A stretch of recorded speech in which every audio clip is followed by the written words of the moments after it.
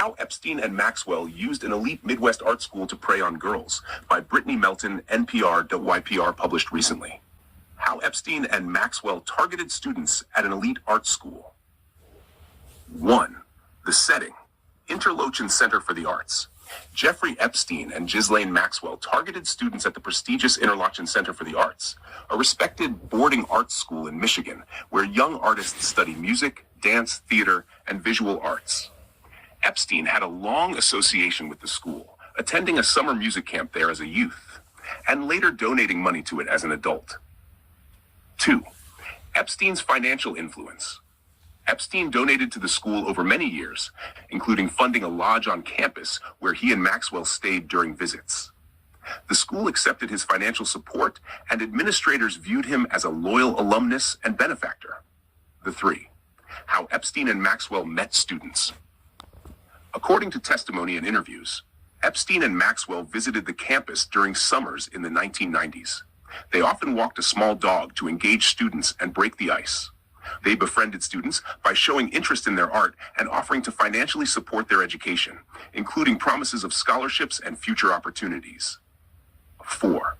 Grooming and manipulation. One woman who spoke to NPR, a student at the time, described how Epstein and Maxwell made themselves seem supportive and friendly. They asked detailed questions about her life and ambitions and made promises they didn't keep. Later in life, she recognized their early interactions as the beginning of grooming behavior designed to build trust before exploitation. 5. Another victim's court testimony. A different woman, identified as Jane Doe during Maxwell's 2021 trial, testified that she first met Maxwell at the art school after Maxwell approached her while she was eating ice cream. Epstein then joined them, gained her contact information, and later met with the girl and her mother in Florida. Epstein offered to mentor her and support her education, a promise he later broke. 6. School's response and records. Interlochen later cut all ties with Epstein and removed his name from donor recognition after his 2008 conviction for soliciting prostitution, including with a minor. The school says internal reviews found no official complaints on record during his involvement, though some interactions may not have been reported or documented at the time. 7. Long-term impact. Both Epstein and Maxwell have since faced legal consequences. Epstein was arrested again in 2019 on federal sex trafficking charges and died in jail. Maxwell was convicted in 2021 on sex trafficking and related charges and is serving a lengthy prison sentence. Here's a timeline of key events showing how Jeffrey Epstein and Ghislaine Maxwell began targeting girls connected to the elite Midwest Art School Interlochen Center for the Arts and what followed, based on Department of Justice documents, court testimony, and reporting on the February 19, 2026 NPR article, How Epstein and Maxwell Used an Elite Midwest Art School to Prey on Girls. Timeline. Epstein and Maxwell at Interlochen and related events, 1967. Jeffrey Epstein attends Interlochen's summer arts camp as a 14-year-old bassoon player, his first known connection to the school. Early 1990s, Epstein renews ties with Interlochen as an adult, donating money and becoming a major benefactor to the school. 1993. 1994. Epstein and Interlochen officials discuss building what becomes a lodge on campus funded by Epstein, planned as a rental property with proceeds to support scholarships. In February 1994, Interlochen thanks Epstein for a large donation and invites him to visit the summer season. Summer 1994. Epstein and Maxwell start visiting Interlochen frequently during summers, from 1994 through at least 2000. Staying at the lodge they funded and interacting with students. 1994 to 1997, a girl later identified as Jane Doe testifies in court that she met Epstein and Maxwell on campus around 1994 when she was about 13 years old.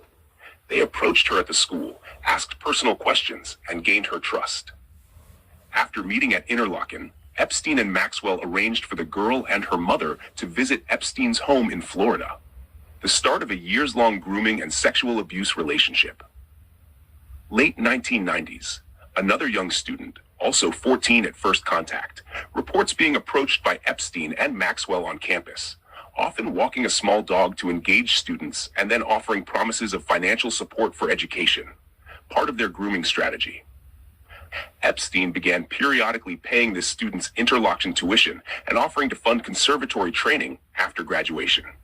2000 to 2003. Epstein's last reported donation to Interlochen occurs in 2003, ending more than a decade of financial support. 2008. Epstein pleads guilty in Florida to solicitation of prostitution, including with a minor.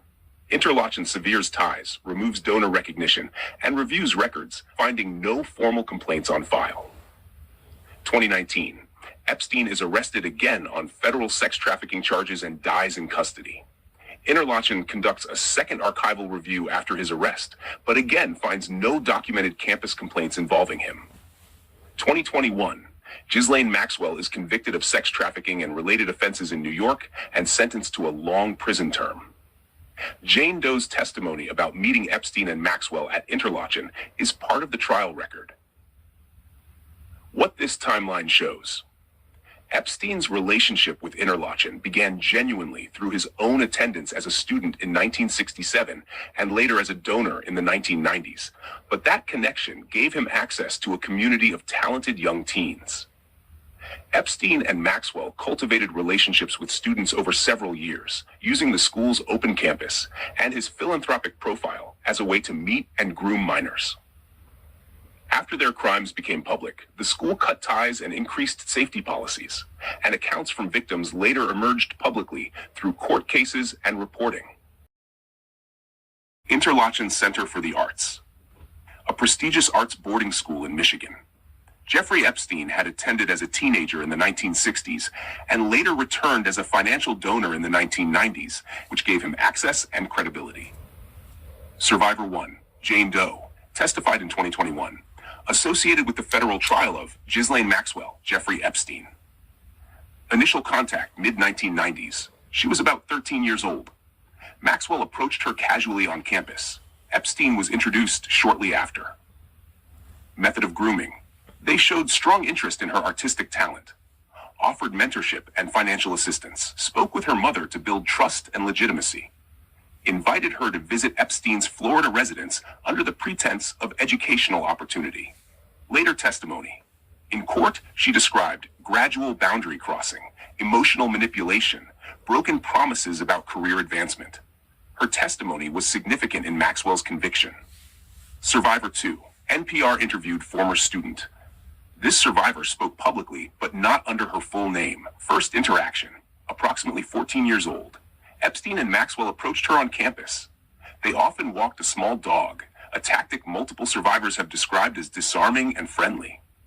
Financial leverage. Epstein offered to pay tuition, support conservatory training, help with future artistic opportunities. Some financial support was provided. Later realization. As an adult, she recognized the excessive personal attention, the flattery, the strategic generosity as deliberate grooming behavior designed to build dependency and access. Key patterns. Among Interlochen survivors, across accounts, several consistent tactics appear. Targeting talented teenage girls, approaching casually in safe public settings, establishing mentorship roles, using wealth to create trust, engaging parents for legitimacy, gradually increasing control and isolation.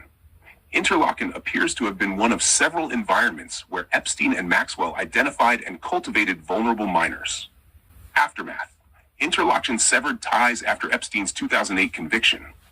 Donor recognition was removed. Maxwell was convicted in 2021 and sentenced to prison. Epstein died in custody in 2019 while awaiting trial. What happened in this case raises serious questions, not just about individuals, but about power, influence, and the systems that allowed it to continue for so long. When wealth, status, and access intersect with institutions that families trust, accountability becomes more than a legal issue. It becomes a public responsibility. Stories like this remind us why transparency matters, why investigative journalism matters, and why victims' voices must be heard. If you believe in informed discussion and holding powerful people accountable, make sure you like this video, share it with others, and subscribe to Politics Global 1. Turn on that notification bell so you never miss an important breakdown. This is Politics Global 1. where we follow the facts, ask the hard questions, and keep the spotlight on the truth. I'll see you in the next report.